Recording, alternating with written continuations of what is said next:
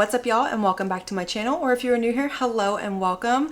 I have the new Monster Party palette from Drizzle, and before I open this up and show you the color story, how adorable is this packaging? I love all the little monsters on the front throwing their bubble party. This one over here has his little ice cream cone. He's gobbling down some hot dogs. I think this is adorable. But the color story on the inside, this is beautiful. It is cool toned. We have this pop of teal over here. I love the ratio of mattes to shimmers. We have a 1-to-1 ratio. I do prefer a little bit of a more matte heavy palette, but I'm okay with that. This is a 12 pan palette. You do get 6 mattes in here, and then you get 2 holochromes and 2 duochromes. So we don't have any multi-chromes in here, but these are still absolutely beautiful. This one right here did arrive broken, so I had to press it back. It was fine. It wasn't a big deal. It wasn't a complete loss or anything like that, but I just think this is such a fun color story. I'm excited to play with it. So we are going to create 2 looks with this palette, and at the end of the video I will give you my first initial impression thoughts. Now, I really enjoy Drizzle. They have one of my absolute favorite purple palettes of all time. It is all matte. It is every single shade you could possibly want when it comes to purples, and the formula is just so good. So I'm excited to dive into this one. I will have it linked down below in the description box, as well as everything else that I use in this video to complete these looks. So per usual, if you're ever curious about anything that I use in any of my videos, always check the description box. I squeeze as much information as I possibly can into that tiny little space. But without further ado, let's go ahead and zoom in, prime my eyes, and get to creating these 2 looks. Alright, y'all, so we are zoomed in. My eyes are primed. I did go in with my Sigma eyeshadow base primer, but this time I went in with the shade Persuade. It has a little bit of a pinky undertone to it, and I thought it would complement this palette perfectly. But let's go ahead and dive into our first look. So immediately my eyes are drawn to these 2 shades over here. I definitely want to play with those on my lid today. So I think I'm going to go ahead and start with this really pretty, like, neutral beigey shade over here as a transition in my crease. This one is called Crazy Creatures, so I'm going to go ahead and pick that up with my Morphe M504 brush, and I am just going to start to fluff this into the crease of my eye look. If you're not new here and you have watched my videos, you know how I usually start off my eyeshadows looks. At least like 95% of the time, I always go in with something a little bit lighter than everything else in my crease, just so I have something to kind of build off of, give me a little bit of a transition, kind of soften everything and anchor the look. Next, I want to go in with this really pretty teal shade over here. This one is called Caterpillar Salad. Oh my gosh, how cute is that? I'm going to pick that one up with a BK Beauty 203 brush, and I'm going to pop this into my outer corner. I'm going to build up the shape that I want, and I really want to keep this pretty simple with the mattes in this look. These might be the only mattes that I use. I might do something on the lower lash line. I haven't decided yet, but I am just going in packing motions, getting that shade on my lid, making sure that the pigmentation is there, and then once I'm done, I will go back with the other side of my brush and start to kind of blend everything together, soften those harsh edges, and make sure that we have one nice seamless look. I'm going to bring this shade down onto the outer portion of my lower lash line as well. I'm not going to bring it all the way across. I'm just going to line it up with what I have going on my lid and connect it out here on my outer corner, so it just kind of wraps around my eye and gives me a nice flow. Alright, so I just decided to go back in with that first shade called Crazy Creatures. Same brush, and just fluff it along the rest of my lower lash line. I'm just going to leave this look at the 2 shades, and then we'll go in with a shimmer or 2 on the lid and finish this one up.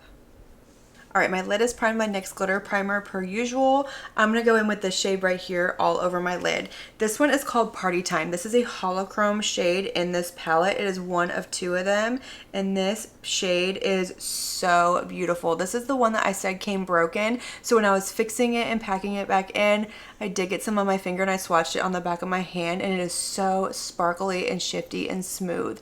So we are going to just press this all over my lid. I am getting a little bit of fallout, but I don't know if that's because I repressed it. It doesn't feel as soft as it did, unfortunately. So we're just going to kind of roll with this one and let it do what it's doing, because I don't know if this shade will do that if yours didn't come broken. For my inner corner, I want to go in with this really pretty gold duochrome shade over here. This one is called Horribly Cute. So I'm going to go ahead and pick this one up with my Singe Beauty EO1 brush. I am going to spray it with a little bit of MAC Fix Plus, and we're going to pop this one onto my inner corner. This might be a smidge too dark than what I normally go for, but I still think it can be really pretty if it's done right. and we're gonna find out. Oh yeah. Oh, I love that. Look at how beautiful and reflective that is.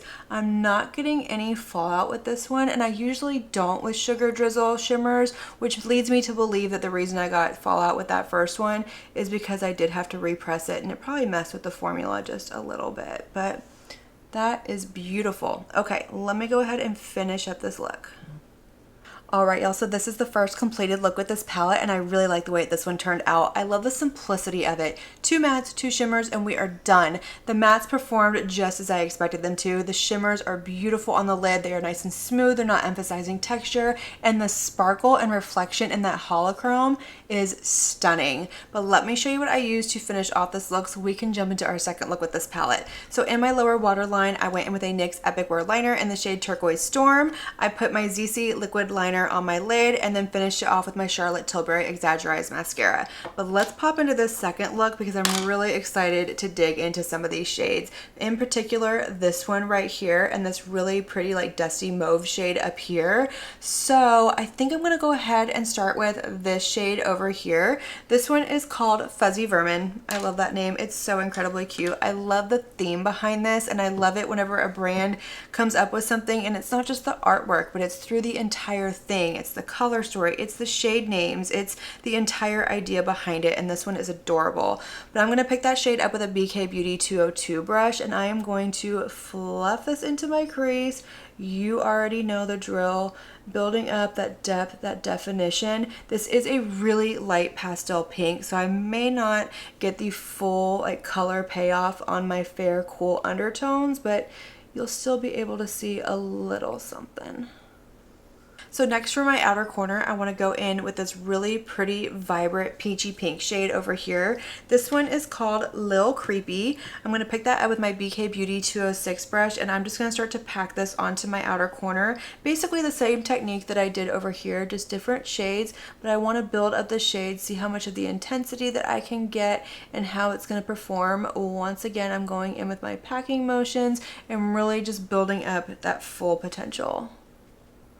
I'm going to bring that down onto my lower lash line as well, and I think I'm going to bring this about halfway over. I did go ahead and end up bringing that shade halfway over on my lid as well, and I just want to kind of make sure everything matches and flows.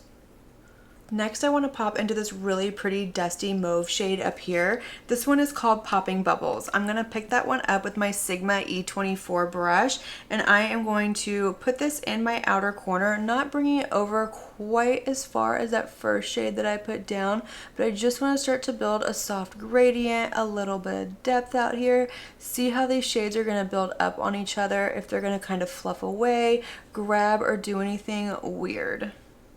Alright, so for all over my lid, I went in with this shade right here. This one is called Beast Bites. It's this really pretty like pink to gold duochrome shade.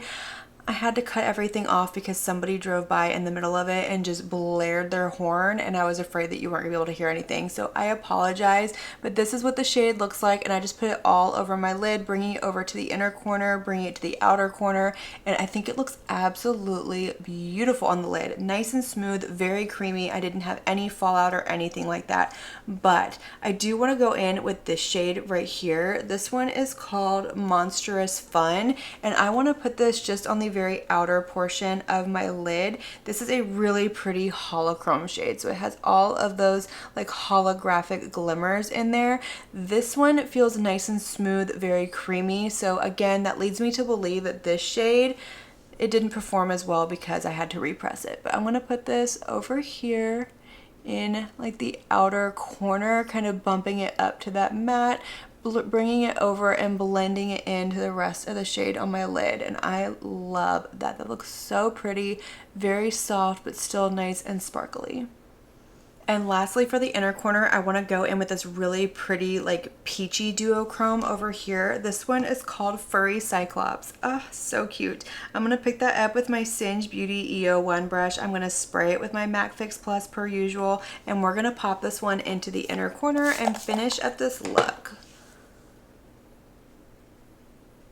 All right, y'all, so that is going to complete my final look with this palette, and I think this one turned out really, really pretty. It is definitely on that softer and more subtle side, but it's the shimmers that really kind of bring this look to life. I'm excited about this one, but let me show you what I used to finish off this look, and then I'm going to turn the lights down, see if we can see all the shifts and sparkles, and then we will chat about this palette and close out this video. So, in my lower waterline and to line my lid with, I went in with one of my NYX Beetlejuice Pinstripe Duo Liners. This is the pink duochrome one. So I just went into my lower waterline with the duochrome cream side, and then I lined my lid with the black liquid liner side, and then of course finished it off with my Charlotte Tilbury Exaggerize mascara.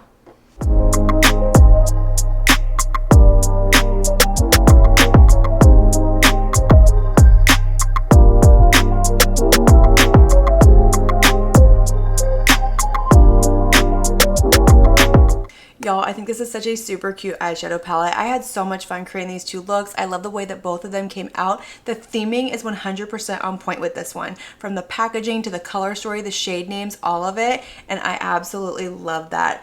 Quality wise, I didn't have any issues with the performance of this palette. I thought the mattes blended out beautifully. They aren't super pigmented, but they are definitely buildable. If you have a fair skin tone like me, I do think that these shades could benefit from maybe a white eyeshadow primer, just so you can get that full intensity of the color payoff. But I will let y'all know in a future palette ranking video. But like I said, I didn't have any issues with the performance of the shades themselves. They built up really nicely. They blended out. There was no patching, skipping, grabbing, anything like that.